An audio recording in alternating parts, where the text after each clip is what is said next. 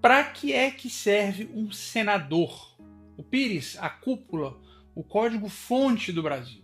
Você provavelmente sabe com alguma clareza o que faz um prefeito, sabe o que se espera de um presidente, até o trabalho de um deputado é relativamente fácil de entender. Ele é aquela voz esganiçada da rua, lutando por espaço e por atenção em Brasília para representar sua base e conquistar o eleitor. Mas e o senador?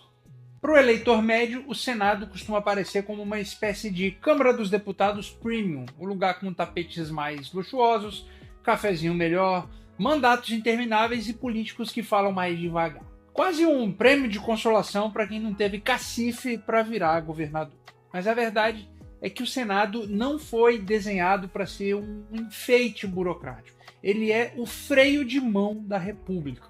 Se você não entender como ele funciona, corre o risco de eleger um sabotador disfarçado de salvador da pátria. Para entender o peso do seu voto, a gente precisa voltar um pouquinho no tempo. A palavra Senado vem do latim senatus, que deriva diretamente de senex, que significa literalmente homem velho ou ancião, a mesma raiz da palavra sênior ou senil, como o certo presidente está aí, né?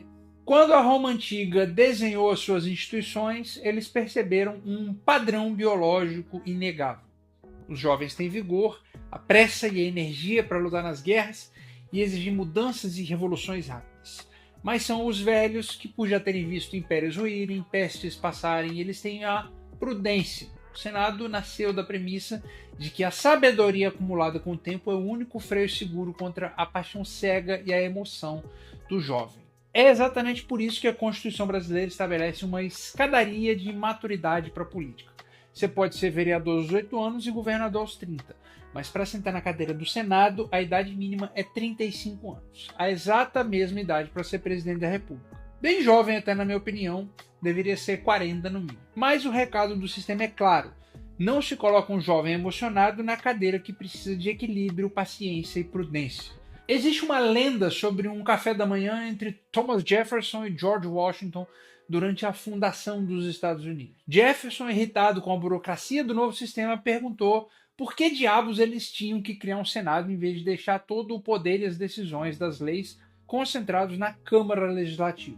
O compadre Washington respondeu com outra pergunta: por acaso você derrama o seu chá da xícara pro Pires antes de beber? E o Jefferson respondeu: faço sim, para dar aquela esfriada.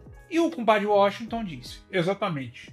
Nós derramamos a legislação da Câmara no Pires do Senado para esfriar ela. A Câmara dos Deputados, a xícara, ela representa o povo. Ela é barulhenta, caótica, reage aos trending topics da semana. Como o mandato é de só 4 anos, o deputado vive com a corda da reeleição no pescoço. Ele precisa gritar para ser notado e dar respostas rápidas às demandas da sociedade em transformação. Já o Senado, que é o Pires, ele representa os estados, é o pacto da federação.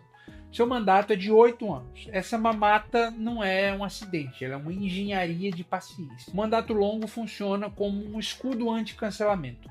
O senador ele tem tempo para votar medidas amargas e impopulares hoje, sabendo que a sociedade não vai gostar e vai levar alguns anos para ela ver os resultados antes de julgar ele nas ruas. A Câmara é o acelerador, o Senado é o freio de mão.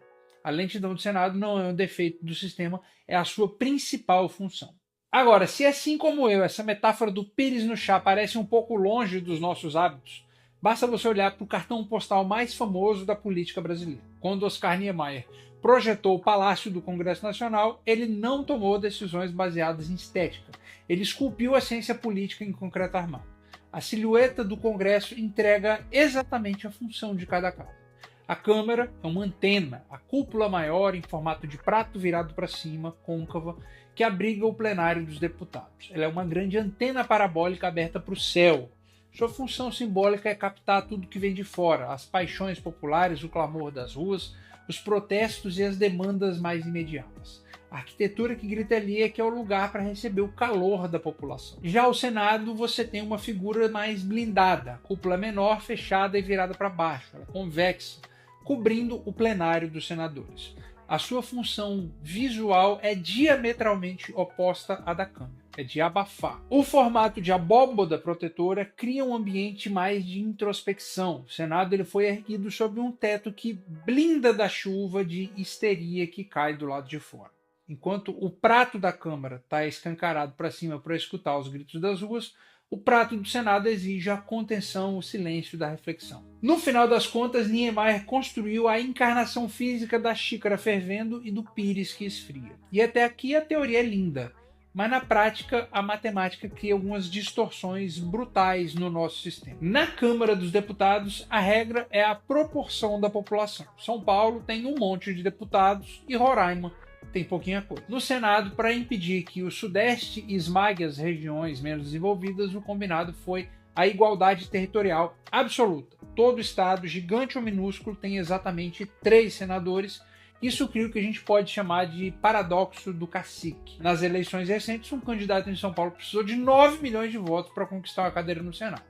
Em Roraima, a mesma cadeira custou pouco mais de 85 mil votos. O custo financeiro e político para dominar um estado pequeno é infinitamente menor.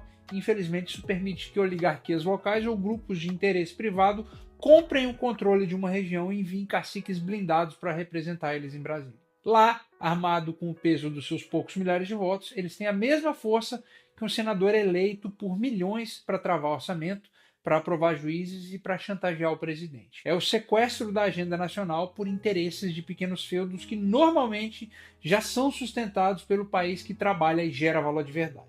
Isso precisa mudar, na minha opinião, mas isso pode ser papo para outro vídeo. Aqui o que eu quero discutir é como saber, então, a diferença entre um cacique e um verdadeiro estadista para a gente eleger. Basta olhar para onde eles focam a sua energia. Enquanto um deputado federal e estadual vai passar o dia aprovando leis inúteis como o Dia Nacional do Fusca ou mandando emenda de asfalto para sua base, o senador ele não opera no varejo. Ele opera o código-fonte do país. O senador Nelson Carneiro apresentou o projeto de divórcio no Brasil em 1951. Apanhou da igreja, da imprensa, dos conservadores durante décadas, mas ele usou a estabilidade dos seus mandatos no Senado para insistir. O divórcio só foi aprovado em 1977, 26 anos depois. Isso mostra uma visão de longo prazo que alguém na Câmara dos Deputados não consegue ter. Além disso, só o Senado tem a prerrogativa de entrevistar e aprovar ministros do Supremo Tribunal Federal, o chefe do Banco Central e o Procurador-Geral da República. Se o Senado for fraco ou transformar sabatinas em palco para gritaria da internet, extremistas e incompetentes podem tomar o controle do Estado. Quando o país entra em colapso, o presidente sofre o impeachment, como foi o caso do Collor e da Dilma. A Câmara dos Deputados ela só autoriza o processo no grito. Quem de fato assume o papel de juiz e instaura um tribunal e tem o poder real de arrancar a faixa presidencial é o Senado. Então, da próxima vez que você for digitar os 3 números de um senador na urna, aplica esse filtro aqui bem rapidinho na propaganda política desse candidato. Ele promete asfalto, ambulância e obras pequenas para sua cidade, para sua região? É um prefeito de luxo. Fuja porque esse cara não faz ideia de qual cargo que ele está tentando se eleger. Ele faz dancinha e foca apenas nas polêmicas da semana na internet? Você é um refém da xícara. Fuja porque faltam os requisitos da prudência para ele ocupar um cargo sênior. Ele promete barrar tudo de todos, ser tudo contra que está aí, sem propor reformas para o Estado? É o famoso cacique blindado. Toma cuidado, porque isso aí é um sabotador sistêmico. Ele discute o pacto federativo e a vocação econômica do Estado que ele representa no longo prazo. Isso aí é um estadista sistêmico. Pode levar a sério, porque esse aí manja do código-fonte. O Senado ele não é um asilo da política, nem um estacionamento de luxo para ex-governador. É o lugar onde a gente decide se as funções da nossa casa vão suportar a tempestade da próxima década. Então, da próxima vez que você for votar, lembre-se, você não está elegendo o síndico do seu bairro, está escolhendo o arquiteto do futuro do país. Busca se informar, vota com consciência e talvez seja até melhor você votar naquele candidato que não diz tudo aquilo que a gente gostaria de ouvir dele. Ficou claro para você qual é a função real de um senador? Se ficou, deixa um comentário e deixa o seu like para a gente fazer essa informação chegar ao maior número de eleitores possível. Afinal, está chegando a eleição desse ano e essa é uma janela que a gente vai escolher 2 senadores. Dá para começar a consertar o Brasil, que parece que vai descer ribanceira abaixo, independente do presidente que a gente vai escolher. A não ser que você se pergunte aí, quem é Renan Santos? Mas diz aí qual é o outro cargo da República que você gostaria que eu viesse explicar. Se a gente bater os 1000 views com esse vídeo, eu volto com o mais pedido nos comentários. Mas por enquanto é isso aí. Grande abraço e até o próximo vídeo.